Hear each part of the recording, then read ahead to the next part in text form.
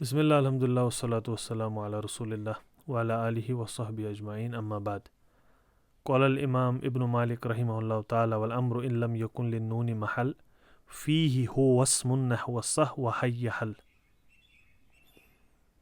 تو ہم پچھلے ابیات میں فعل مضارع، فعل ماضی اور فعل امر کی علامت دیکھ چکے تھے، اور جو تقسیم مؤلف نے بیان کی ہے افعال کو تین میں تقسیم کرتے ہوئے، یہ اصل میں مذہب جو ہے بصریون کا ہے۔ بصریون کے نزدیک افعال کی تقسیم جو ہے تین میں کی جاتی ہے، بلکہ کوفیون نے اس کے برعکس جو ہے تقسیم جو افعال کی ہے وہ بس دو میں کی ہے، ماضی اور مضارع، اور مضارع میں ان نے امر کو داخل کیا ہے۔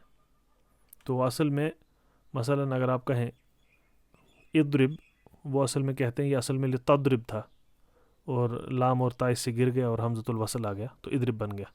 تو ان کے نزدیک اصل میں بصریون کے نزدیک تین اقسام ہے اور کوفیون کے نزدیک دو ہے۔ یہ آپ پہلے تھوڑا ذہن نشین کر لیں۔ اس کے بعد آپ یاد کریں کیا کہا تھا، بن نون فعل الامر امر فہم، نون اور دلالت جو ہے دلالت الامر، دو چیزیں آپ کو بتائی تھی۔ بن نون فعل الامر، ایک تو آپ فعل امر کو نون سے جانو گے، یعنی قبول کرے گا نون توکید کو تب وہ فعل امر ہے۔ ان امر فہم، دوسری بات دلالت کرے گا امر پہ اپنے سیگی کے ساتھ، جیسے اضربن، اضربن آپ دیکھیں نون توکید بھی لے رہا ہے اور دلالت بھی کر رہا ہے امر کی، تو اس کو انہوں نے فعل امر کہا تھا۔ اب جو اگلا بیت ہے، جو بیت ہمیں آج دیکھنا ہے، اس میں کیا کہا، والامر ان لم یکن للنون محل، اگر امر میں نون کے لیے جگہ نہیں ہے تو آپ پچھلی بیت کو دیکھیں، نون تو ضروری ہے تاکہ فعل امر کی علامت آپ اس کو مان لو، اور ایک چیز ضروری نون ہے اور دوسرا چیز ضروری دلالت ہونی چاہیے امر پہ، جیسے آپ مثال یاد رکھیں اضربن۔ تو اگر اب نون کی جگہ نہیں ہے تو فعل امر کی ایک علامت گر گئی لیکن دوسری موجود ہے، دلالت امر پہ موجود ہے، تو اس حالت میں اس کو فعل امر نہیں کہیں گے، اس کو اسم فعل الامر کہیں گے۔ بس یہی اصل میں اس بیت کا جو ہے مدعا ہے، مقصد یہی ہے، مدعا اور مقصد اس بیت کا یہی ہے کہ پہلے دو علامتیں تھی جو ہم نے کہا تھا اصولی علامات ہے، قبول نون توکید کا ہونا اور دلالت امر پہ ہونا۔ اب ہم کہہ رہے ہیں کہ نون کے لیے جگہ اگر نہیں رہی لیکن دلالت تو بھی امر پہ ہو رہی ہے، تو اس حالت میں فعل امر نہیں بلکہ اسم فعل الامر ہوگا۔ اور یہ بات یاد بھی رکھیں کہ صرف اسم فعل الامر نہیں ہوتا، اسم فعل المضارع بھی ہوتا ہے اور اسم فعل ماضی بھی ہوتا ہے۔ فعل ماضی کا بھی اسم ہوتا ہے، فعل مضارع کا بھی اسم ہوتا ہے، اور فعل امر کا بھی، اب سمجھانے کے لیے ہیں، ورنہ ہم تو اس کو اسم فعل مضارع پڑھتے ہیں اور اسم فعل ماض پڑھتے ہیں اور اسم فعل امر پڑھتے ہیں، واضح۔ تو مضارع مثلا جیسے اوہ، اوہ اس کو اتوجع کے معنی میں اتوجع، اسی طرح ماضی میں ہم حیات کہتے ہیں نا، بود کے معنی میں، اور اسی طرح آپ نے یہ دیکھنا ہے کہ امر میں ہم مثال بھی دی ہے مؤلف نے رحمہ اللہ تعالی، صح اسکت کے معنی میں۔ تو یہ بھی یاد رکھیں کہ یہ تینوں ہے، اسم فعل مضارع بھی ہے، اسم فعل ماض بھی ہے، اسم فعل امر بھی ہے، تینوں چیزیں یاد رکھی۔ تو یہ بھی ذہن میں رکھیں، ایک ایک مثال تو میں بتا چکا، اوہ اور حیات اور صح، اس میں مہ بھی ہے، اور اس میں مؤلف نے حی حلہ ہے اصل میں فتح کے ساتھ، لیکن یہاں سکون ہے لاجل الوزن، واضح، اتنا تو ذہن میں رہ گیا۔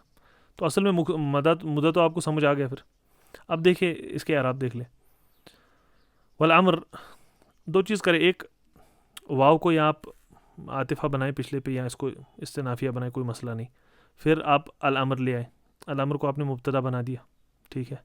اس کے بعد ان دیکھیے آسان اعتبار سے، ان شرطیہ ہے تو یہاں سے جو ہے آپ کہیں گے ان حرف شرط ہے، اب یہاں سے شرط شروع، لم حرف نفی ہے، ان لم، اس کے بعد یکو آ گیا، یہ مجزوم ہو گیا، اور اس کو جو ہے اس کی نون جو ہے محذوف ہو گیا، اصل میں یکن تھا تو یکن جو ہے یکو بن گیا لم کی وجہ سے۔ اس کے بعد آپ نے کہا لنون محل، محل آپ کہہ دیں کہ اسم ہے،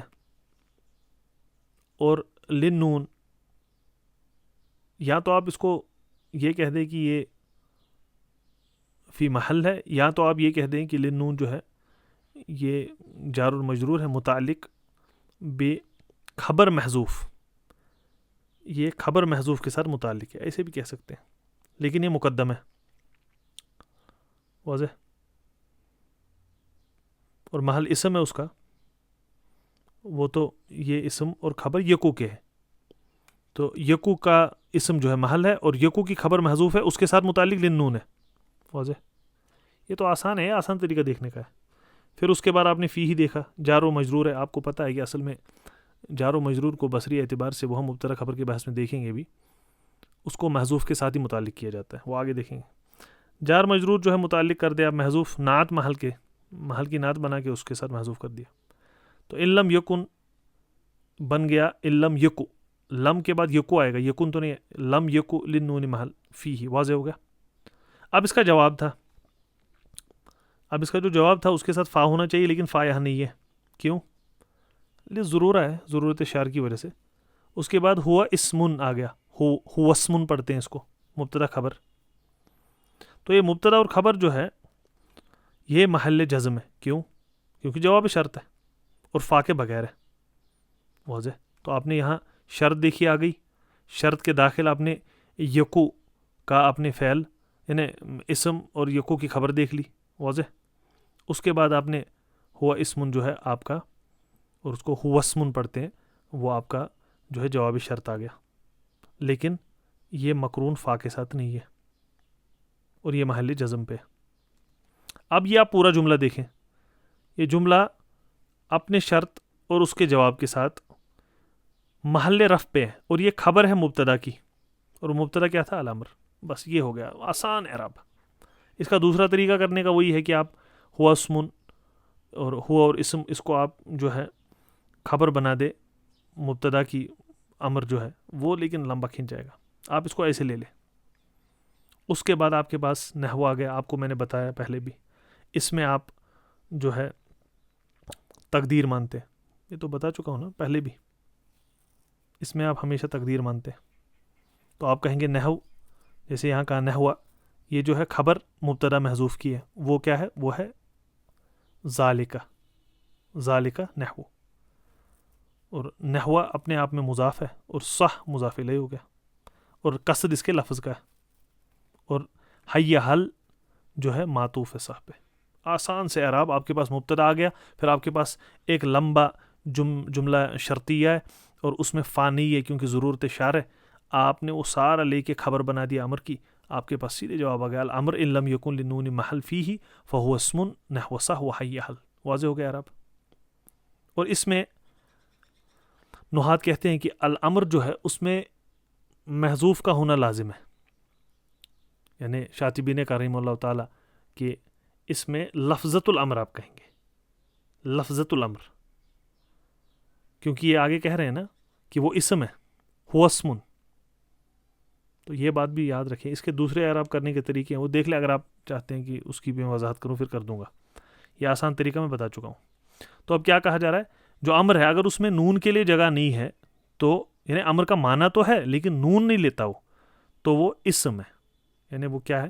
تو وہ اسم ہے. تو اس کو آپ کیا ہوگا؟ اسم فعل امرن، اسم فعل امرن کا ہو گیا آپ اس کو. اس کی مثال دی جیسے صح.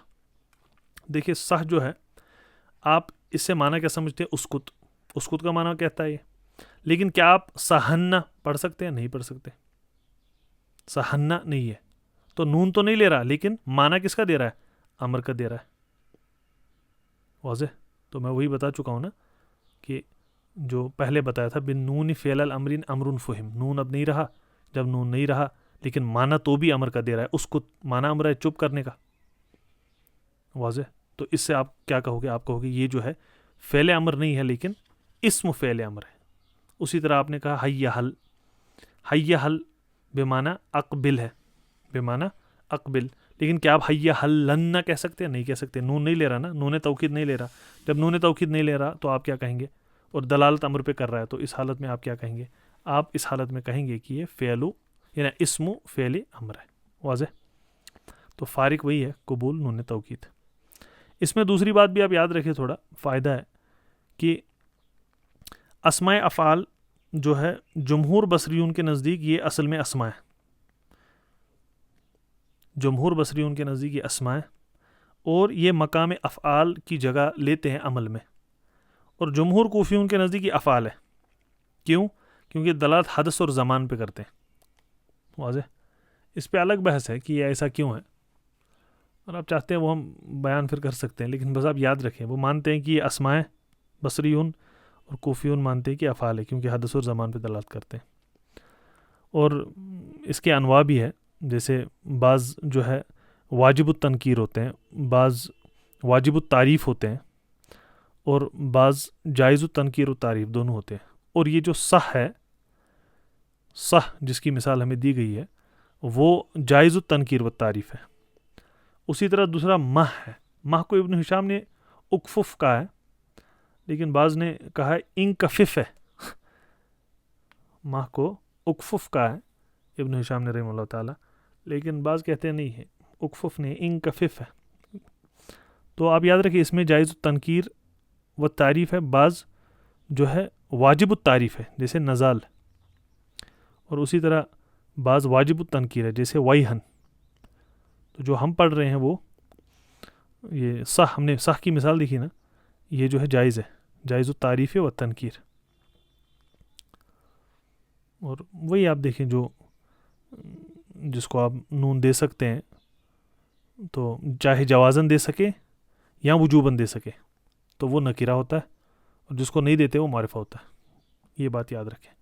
تو آپ نے پہلے دیکھا کہ فعل امر کی علامات، اس کے ساتھ پھر نکال کے اسم و فعل امر بتا دیا۔ یہ ہلکا سا، اس کے بعد آپ آگے دیکھنا چاہیں تو دیکھ سکتے ہیں۔ ہلکی تعلیق میں اتنا ہی بیان کریں گے۔ وآخر الدعوانا ان الحمد للہ رب العالمین۔